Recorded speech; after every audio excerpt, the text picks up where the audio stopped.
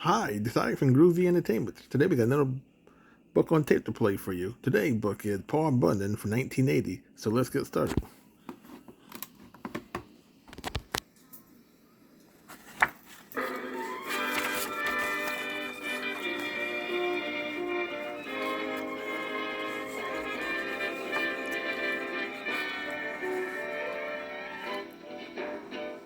Paul Bunyan.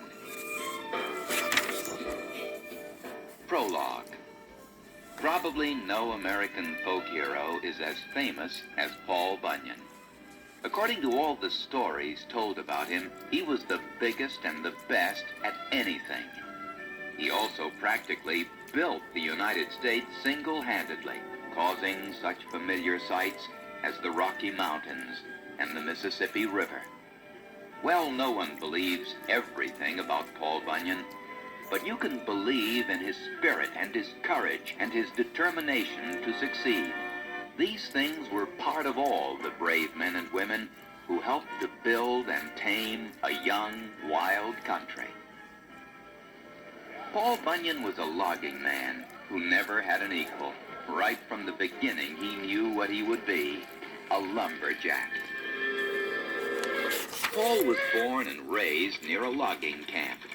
As soon as he could crawl, he found his way to the camp to listen to the men talk and watch them swing their axes. Lands had to be prepared to build towns, to clear fields for farming, to gather lumber for the hundreds of things a growing country needs. Then and there, Paul made up his mind. The life of a lumberjack was all he would ever want. It was an excellent choice, too, for the young country was rich with forests. No one is sure where Paul was born. Many stories of his life have been told, but if the truth be known, some of them simply must be doubted. More than one of the tales got their start from the loggers, who would sit around their campfires in the evenings. They'd laugh and tell of the day's events and of times past. It was only natural that a little exaggeration slipped in here and there. In any event, it seems likely that Paul was born in Maine. Maybe Canada, but probably Maine. People from Maine tell how their forefathers worried when baby Paul rolled in his crib, for often just a little toss could knock down a mile of trees. What might happen when he grew bigger and stronger? There was no need to fret, though.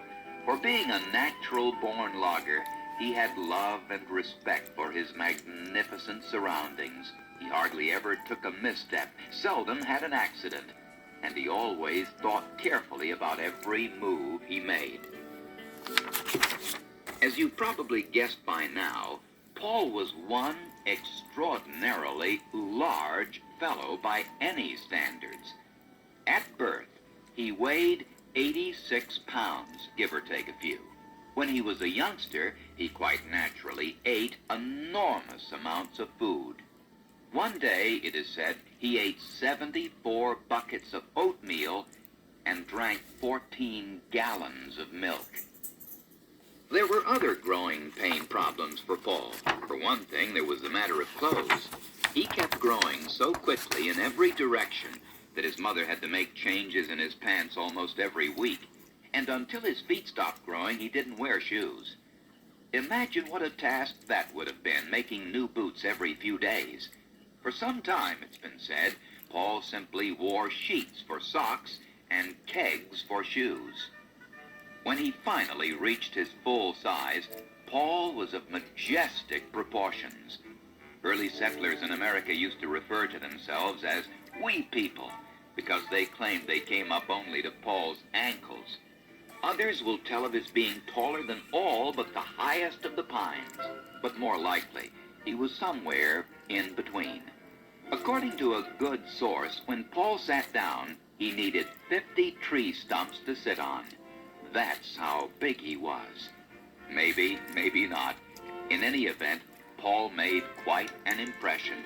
Usually he was seen in a red hunting cap, a mackinaw of orange and purple checks, gray and tan pants, and green socks. Another problem that beset Paul when he was young was the matter of proper schooling. As it happened, he missed a lot of early training due to a typical childhood illness, the mumps. Paul never did anything in a small way, so he had no ordinary case of the mumps.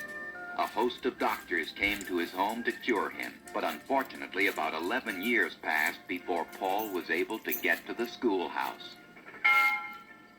His schooling didn't go well either, although he would tell his parents, "I'm trying very hard." The main things Paul had to concentrate on were reading, writing, and figures, and some geography. Right off, writing was a difficulty. Every time he wrote his name, he wore out a pencil, and he never did master the art of getting the curlicues on numbers just right. There was a rumor that sometimes Paul was a bit unruly, but that doesn't seem very likely. Paul realized he was a bit big for his age, and that he had a booming voice. So he tried very hard to speak softly, and tried not to cause undue disturbance. But even so, the girls were afraid of him, and he never had a chance to carry their books. The boys were afraid as well, for they could plainly see how powerful he was, and they would not fight him. Schooling simply didn't seem to be in Paul's plans. But his mother and father were helpful. From his mother, he learned quite a bit about reading and writing. From his father, he learned a lot about figures and lumbering and farming. And from Mother Nature, he learned everything he would ever need to know about the outdoors, which after all was to play the biggest role in his life.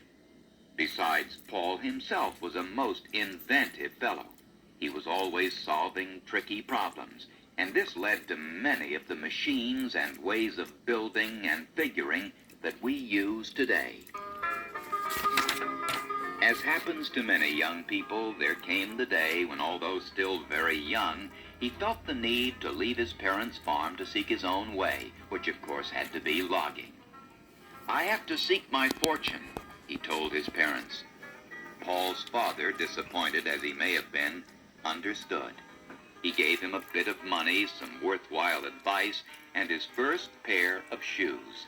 Paul's adventures were about to start. Since logging was his calling, he quite properly found himself a good logging camp to join. Paul was given some lumber cutting work, but because he was a newcomer, he was given other chores as well.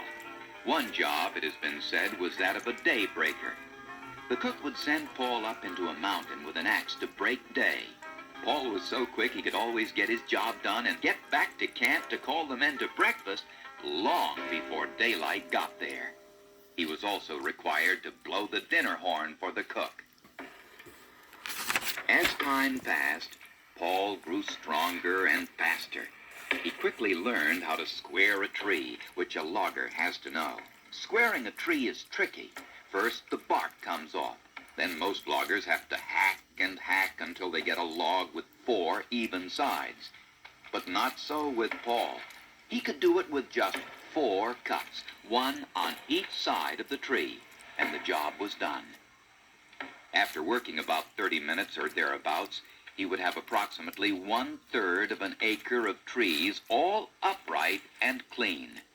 Then came the swing that made Paul famous. With one swing of his special axe, they'd all come down. Remarkable? Yes, but it was so. Paul's axe was most unusual. He was always trying to improve his logging techniques, and his axe was one of his better inventions. His regular axe had a handle made of a whole hickory tree. Now, normally that would have been a fine tool, but he found that it broke whenever he had some especially fast chopping to do. So Paul thought the situation over for a spell, then nodded his head. "I think I've got the answer," he muttered to himself. Then he wove a rope about 50 feet long out of tall grass. On one end, he made 2 holes for both his hands. On the other end, he attached an enormous blade. Now for the test. He whirled the axe around him in a wide circle and found that he was able to cut down 20 trees with one stroke. Such a triumph. Others laughed at the strange axe, but they didn't laugh at what Paul did with it. At last it was time for Paul to move on. He had learned all there was to know about logging. He could log better than anyone else. What would the next step be? It was a big step, so Paul decided to take some time off to think out his next move. He was lonely. For some time he had been swinging his axe and yelling, "Timber!" Then, all by himself, he would bundle the trees and carry them under his arms to a river so they could float to a sawmill. Sometimes he wished he had a strong friend to help him. "I'm lonely, there is no doubt," Paul said. "Maybe if I had a friend my size." And then came the winter of the blue snow, and his prayer was answered. The weather itself was astonishing. Blue snow coming down day after day, covering everything with its beauty. Suddenly, a fierce storm arose. Even mighty Paul had to wait a bit before venturing into it. But one day he did, and that is when he had a most strange experience. This all happened quite a number of years ago, and by now the reports are just a little fuzzy.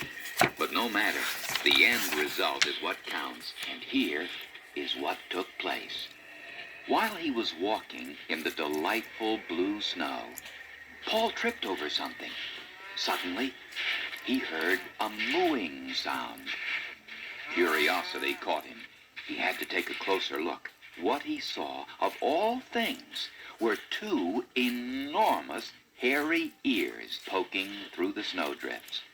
Not only were they big and hairy, they were blue. This was incredible. "What is this? Who are you?" Paul wanted to know. But there wasn't an answer. So Paul reached into the blue snow and pulled the ears. What should come out of the snow but a baby ox? It was almost all blue, the body, the tail, the eyes. Only the nose was different. It was black. Besides being very blue, this was the largest calf Paul had ever seen. He could tell, for he felt his own muscles quiver when he lifted it. But the baby ox seemed more dead than alive, and Paul rushed it home to cover it with blankets. All night he tended the blue calf. At last, when dawn came, the ox suddenly stood up and licked Paul's neck with his wet tongue, which tickled. Paul laughed and shouted, "Babe, we'll be wonderful friends." Paul and Babe were soon working together in the logging business, with Paul chopping and Babe hauling. The blue ox grew to an enormous size. There were no scales around to weigh Babe, but one day Paul measured the distance between Babe's eyes. That came to 42 axe handles and 1 plug of chewing gum. Everyone agrees to that. Oh, it was a beautiful friendship.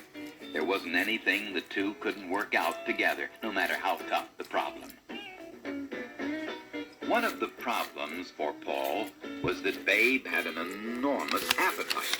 Of course, large appetites were nothing new to Paul Bunyan. There was, after all, his own to contend with. He had his favorite foods, such as corn and flapjacks. Once, while Paul was roaming the woods, he wandered into a lumber camp in Michigan.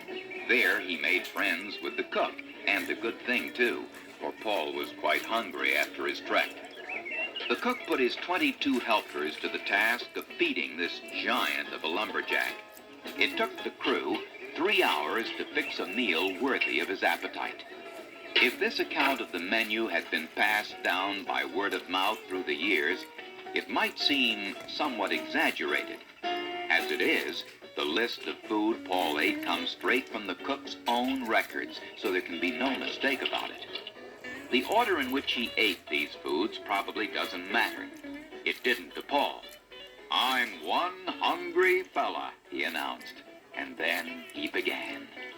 According to the cook, this is what it took to satisfy Paul: 2 bushels of fried potatoes, 30 pounds of beef, half a dozen hams, 1 dozen extremely heavy loaves of bread, 12 dozen eggs, 678 pancakes topped off with 6 gallons of syrup.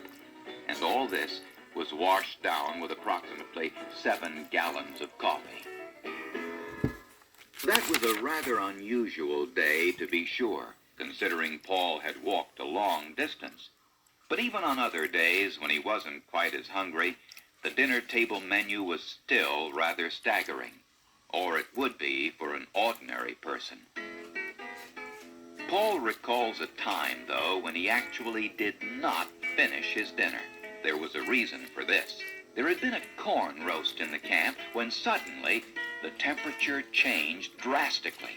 It got so hot that the corn began popping, and soon the situation turned into a calamity.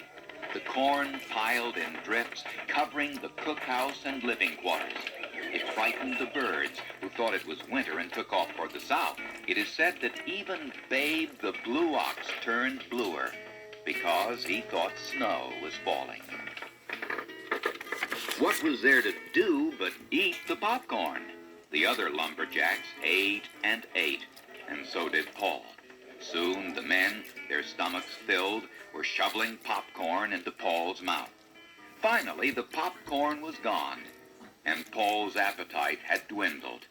"I'm kind of stuffed," he said, and then he sat down to just a few bowls of soup, 2 or 3 roast chickens, it's not certain quite how many, 6 steaks with beans, squash, and potatoes, followed by several stacks of pancakes, a dozen donuts, an apple pie, bread and butter, and coffee too. But that was all he could handle that day. So when Paul decided, as he did, that he must have his own logging camp, you can see that food was something to think about very seriously. Paul's first camp was on the Onion River in the North Woods, perhaps up around Wisconsin or Michigan or Minnesota. This was Paul's dream come true. To start, he hired a foreman, Hals Halverson, and a bookkeeper, Johnny Inkslinger. He hired a chief cook, Sourdough Sam. Then he hired another cook, Hot Biscuit Slim. Next he hired a blacksmith, Hula, the Big Swede. And then came several hundred ordinary lumberjacks. His plan was to have the biggest logging camp ever, and in all likelihood, that's just what he did have. Paul had learned his geography well. He realized for such a huge camp, he would need plenty of water. So, according to some stories, he dug the Great Lakes. Now that might be taken with a grain of salt, for there is evidence that some mighty big lakes already did exist when he decided to start his camp. In any event, one way or another, Paul made certain he had a great supply of water. To get it to camp, he called on Babe, who regularly hauled the water in a huge tank. Paul's first camp was so large that the men needed compasses and maps to get around. Some got lost, and despite the efforts of search parties, a few were never found. The all-important cookhouse covered a 4-square-mile area. It served all manner of excellent food. Moose and chicken stews were delicious. But the logger's favorite was always pancakes. The more, the better. In fact, Paul had to drain a small lake so the cooks could have enough space to mix the batter. To grease the griddle, a number of kitchen helpers would tie slabs of bacon on their feet and skate over it. Then waiters would ride bicycles to the tables to serve the men. A pipeline brought syrup right to the tables, too.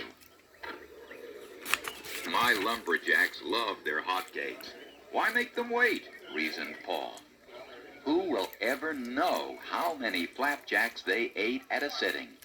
And you can be sure that Paul ate as many as all the men put together, maybe even more. This was the start of Paul's greatest logging adventures. The camp was a huge success. The loggers worked 3 shifts around the clock, and millions of logs were cut.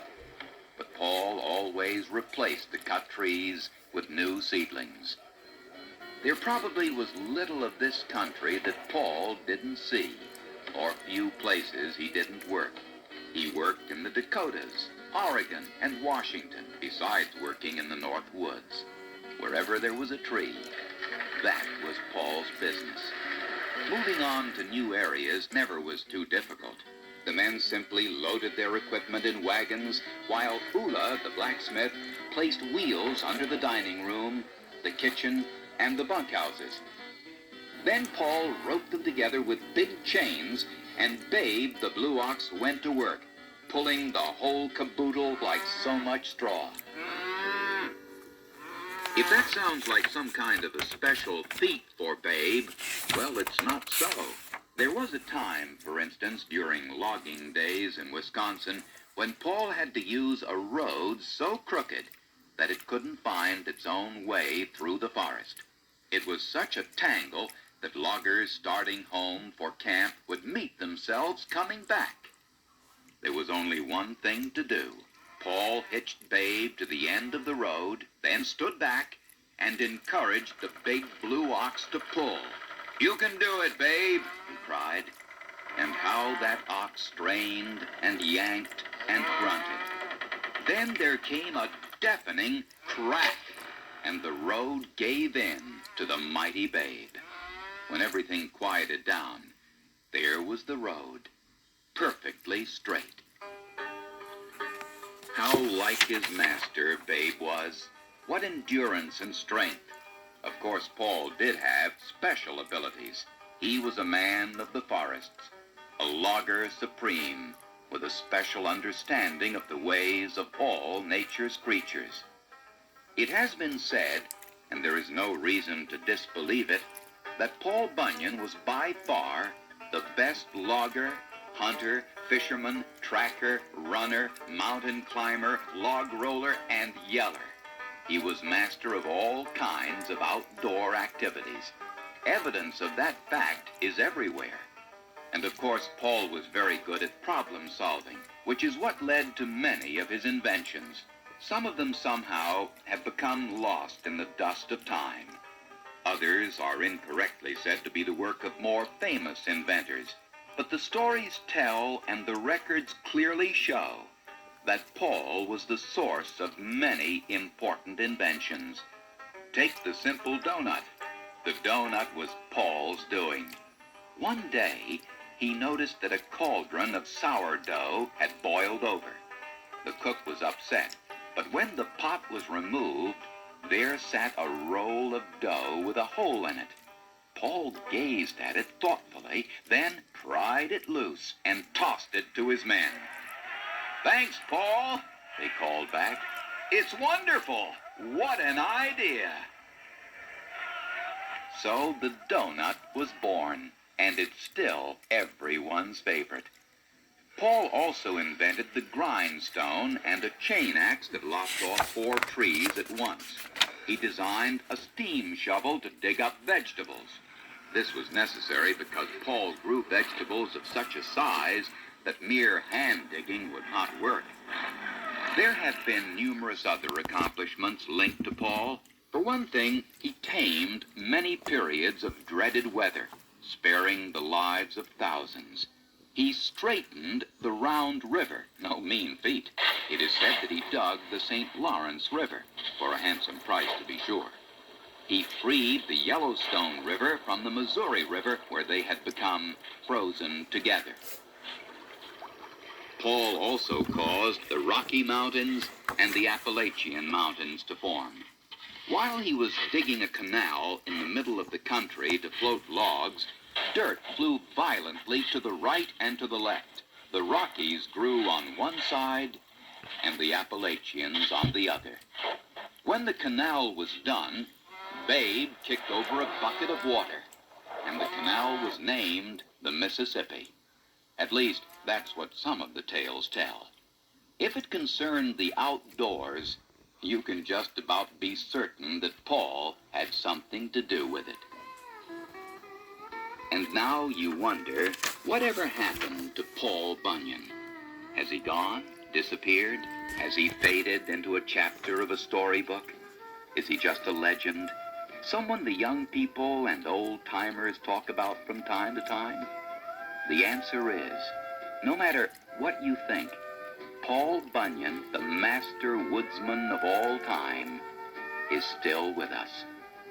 There are a few loggers who still remember him well. They knew him, worked with him, and talked with him. They shared adventures from one corner of America to the other. So if one day you should hear the cry, "Timber!" or hear the wind whistle in the trees, or feel a strange and sudden breeze, don't be surprised at what you might see. It could be Paul Bunyan just around the bend.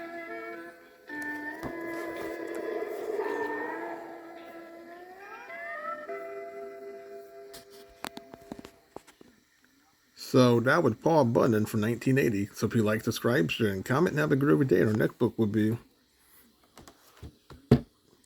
Snoopy America.